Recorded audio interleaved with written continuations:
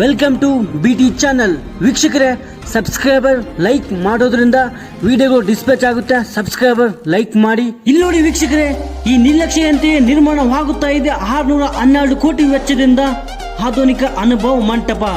ಇದು ಆಧುನಿಕವಾದರೂ ನಾವು ಸೂಕ್ಷ್ಮವಾಗಿ ಗಮನಿಸಿದರೆ ಕಲ್ಯಾಣ ಚಾಲುಕ್ಯರ ಶೈಲಿಯಲ್ಲಿ ಇದೆ ಎಂದು ನಾವು ಗುರುತಿಸಬಹುದು.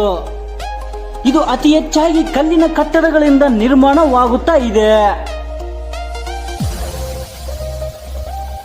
ಇದು ಇನ್ನೂ ವೃತ್ತಾಕಾರದಲ್ಲೇ ಇರಲಿದೆ. ಇದರ ಎತ್ತರ 182 ಅಡಿ ಮತ್ತು ಇದರ ಸುತ್ತಳತೆ 1884 ಅಡಿಯಿಂದ ಆಧುನಿಕ ಅನುಭವ ಮಂಟಪ ನಿರ್ಮಾಣವಾಗುತ್ತಾ ಇದೆ.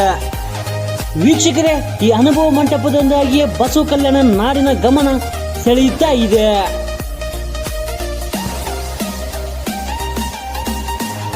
ಇದರ ಬಗ್ಗೆ ಸಂಪೂರ್ಣವಾಗಿ ಮಾಹಿತಿ ಬೇಕೆಂದರೆ ಕಮೆಂಟ್ ಮಾಡಿ. ವಿಡಿಯೋ ಎಂಡ್ ಅಪ್ ಮಾಡ್ತಿದ್ದೀನಿ. Thank you for watching.